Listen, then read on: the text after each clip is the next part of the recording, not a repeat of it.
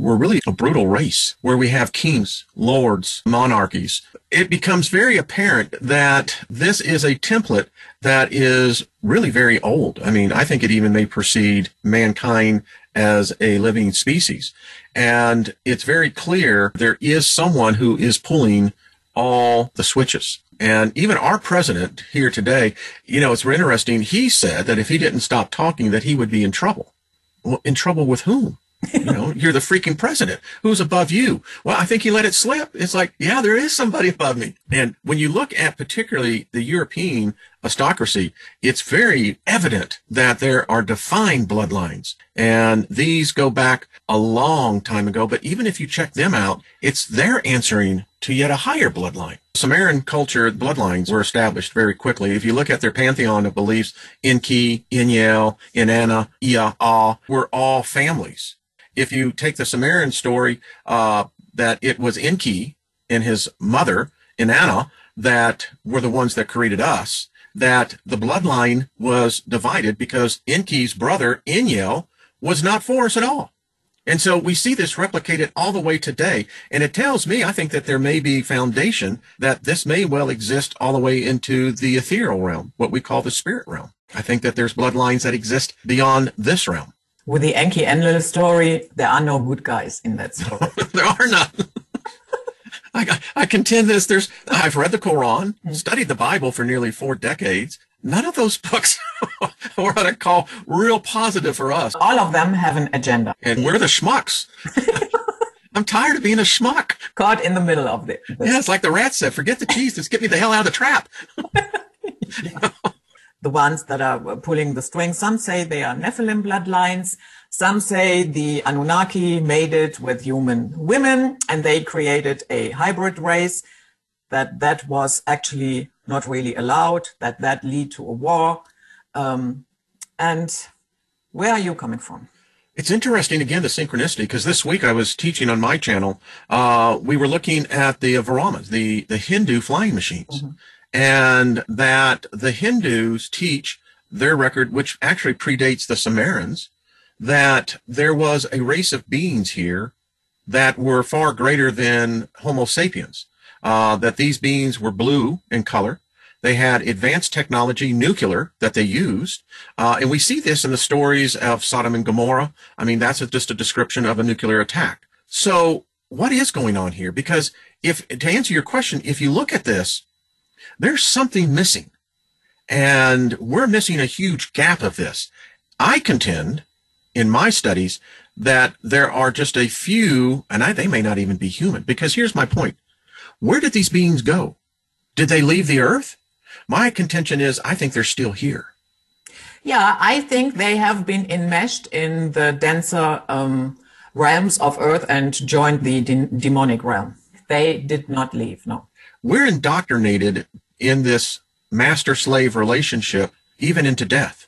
So these bloodlines, of course, what we get from them is definitely the divine right to rule. Absolute monarchies here in Europe, and the divine right of kings means they cannot be held subject to any earthly authority. I know for a fact that during all that time we had this Mrs. Merkel here in Germany, that hundreds of people tried to sue her, yeah, for various reasons, not just because of COVID. This has been going on for years. The answer always is she has immunity. So we have the ruling class. I mean, it's obvious we do. But I want to inject this into the conversation. We are assuming that these bloodlines are the same bloodlines that we call humans. I contend there is a separate bloodline that is not human, but their bloodline within itself is not of this world. It's not even of the same, I would say, cellular structure, quality. But yet we build our whole constructs by a set of rules handed down by a superior being. Some say they're reptilians, some saying they're the Orions, some say they're the Zeta Reticulans. I don't know. There's evidence of something manipulating even what we call time. I mean, you go back to where with the Hindus, the Indian culture, the fact that they had flying machines, they had laser light weapons, and then all of a sudden we have a void. And even in the Bible, which is really interesting, in the Old Testament, there is a minor prophet called Zechariah. And in the book of Zechariah, the angel has come down and is talking to the prophet, and the prophet looks to the east, and he sees a flying saucer coming at him. Now, he described it as a flying scroll. And when the craft came up to where they were at, there were two females that were the pilots of this craft.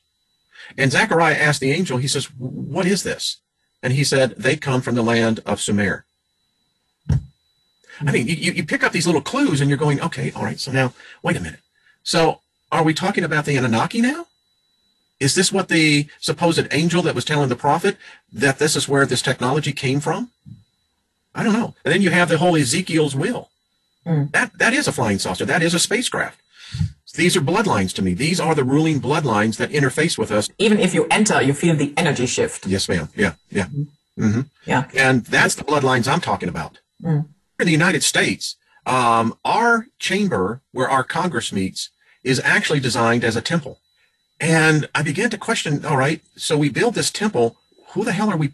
What are we praying to? What are we giving reverence to? And why is it so ambiguous and never seen? But I'm honestly struggling with the stupid masses. I have no longer patience for that nonsense. I have to tell you, it's getting harder by the day because the nonsense is becoming so clear, and yet people simply, I don't know what's wrong. It's like, it's difficult to stay in tune in this reality because the absurdity of it is, you described it very well.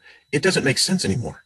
I mean, it doesn't. I mean, I tell in all the time. I said, I swear to God, honey, we have time shifted. There's a different dimension, a different reality here. I don't know. I mean, when did it come where the lie is now the truth and the truth is now the lie?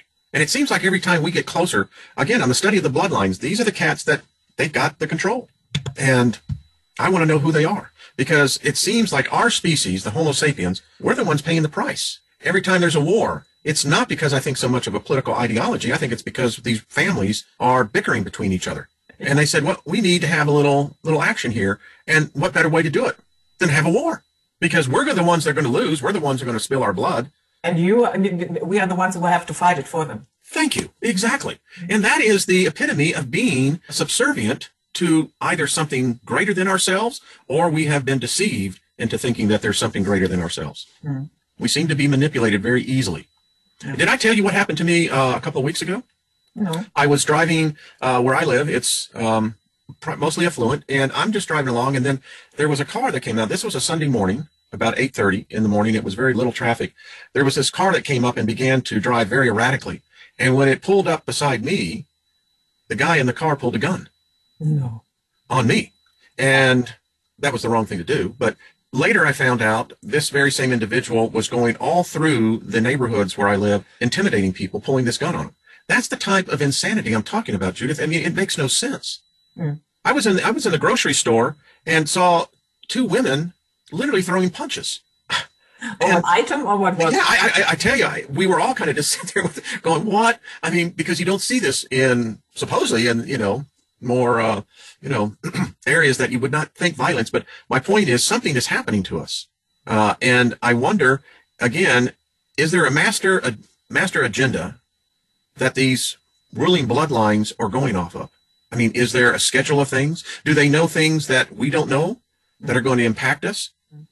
And I tell you, I don't like the way the world's going. To me, if there's an agenda, it's a dark agenda. I don't see much light in the world right now. It's totally anti-life. The latest crazy headline that I read was "Get rid of your pets to save the planet." And on top of all this nonsense, you have the woke warriors. I believe that there is a race of beings that are much older than us. They have been around much longer than us. And they look at commerce on a level that we don't comprehend. They're changing us. And there's a reason for why they're changing us. And I happen to think that there may have very well been a war that the previous owners lost. And I believe the new owners are coming in. Bruce Sees All is a channel on YouTube. I love his work. He has a high-powered telescope that he focuses on the moon. And he has numerous captures of what can only be described as large armadas of crafts. The theory is that the moon is hollow, that it is actually an artificial sphere. If you study how it got here, and some believe that that's where they're ruling us from. Because with women, for instance, the moon has a very definite impact on you and on the females of our species. My wife, who's a nurse, we know that there is this thing called lunatics. That word comes from because at the peak of full moons, and some are more worse, people literally lose their minds. Yeah, you can speak to any cop. He will tell you during full moon, we have a lot to do. Yeah. And I think that we've lost this. One thing I know about us today, modern man, is that we're amnesics. We're walking around as amnesiacs because we don't remember where we came from. And so we're sitting here guessing. And, you've got 10,000 different theories. And to me, this is exactly what they want. Well, it's the ultimate mind trap, because if you're always guessing, you're never going to be looking over here and saying, well, then who the hell's causing all this? Somebody is. So when we cracked the human genome in 2005, we discovered something. We discovered that there is no such thing known as a human being. That what we have today, we are a hybrid species. There's no doubt about it. And they found initially there was this 7% factor of what they called useless or dirty DNA, because it didn't have any relationship to anything on this planet. The so-called junk DNA. Thank you. Yes. So that tells me right there. And here's the other thing, Judith. I appreciate that we can actually discuss this. This is what people don't think about. If we have been around, all right, let's just say hypothetically 1 million years. It says that within that 1 million years that we have neither increased in intelligence nor longevity. If you say the modern era, and I use the modern era when we first started using Sanskrit and starting putting our thoughts into the tablets, which the Sumerians did. I mean, that's one of our earliest records. We know this. They had a form of government that's used very much today. They invented the will, they invented the sail, they invented agriculture. My point is this. That was 8,500 years ago. Mankind has not increased in IQ quotient at all. The average IQ of the human being today is now 100. We should be at an IQ of over 10,000. Our longevity span is less now. The average human here in America is 78 years old. It means I have another 12 years and then, boom, So we're living shorter lives. We've made no advancements in our IQ. And yet we sit here and think that this is completely normal and that we're pretty smart people. Which God am I supposed to believe in? Yeah. It's taken me 66 years of my life to finally understand something, that there's only one of me. I may be a part of something that's much bigger, but in my reality, in my thoughts, when I'm falling asleep at night or when I wake up in the morning, it's me. It's always just me. I've never met a God, never seen a God, don't know what a God would look like, don't know what a God would act like. But I know this, I know that I am of a position that I'm not going to be bowing down to anything, because if I'm a spirit being, then that means I'm the same essence of what's out there that's beyond my comprehension. Yeah. And why would I bow down to something that is me? Yeah. So, that's because you're in that meat suit right now. Yeah. That doesn't mean that you're inferior. No, and God, you're hitting on something, because I think that this becomes a root cause of so much of our ills as a species.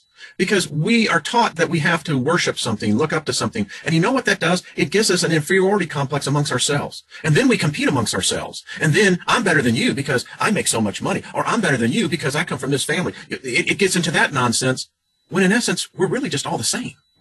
But you get into this whole, again, it's the bloodlines. It's this component within us that we have to idolize. We have to somehow put something higher above us because we're not worthy enough. Yeah, I mean, that trauma begins very early on. Yes, it does. Then you're indoctrinated and you're being told, many thousands of years ago, there was a guy who ate an apple, and that is why you're condemned. Exactly. The whole freaking species is condemned. Yeah, I'm sorry. You're part of the fallen ones. How do you know that?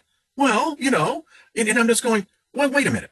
So, Judith, you know what got me free from Christianity and the whole judgment thing? Right. Is that when I reached the epiphany, that I had to ask myself, all right, Steiger, are you perfect or are you imperfect? Because the dogma says that I am perfect, but somehow now I'm imperfect. Well, Judith, I don't know what imperfect acts like. I don't know what perfect act likes. But if you're saying that you're judging me because I'm imperfect, well, that would be an imperfect judgment.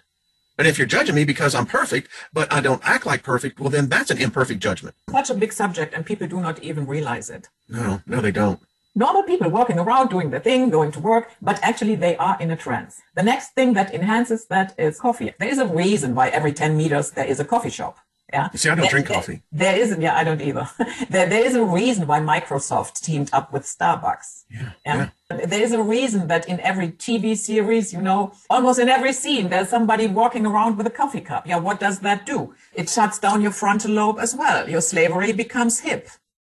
The entire biblical story, it starts, one of the first scenes is Abraham, where he is willing to sacrifice his son. Very weird. Yeah. Then we have later on, and then it is said that that foreshadows what Jesus then later did.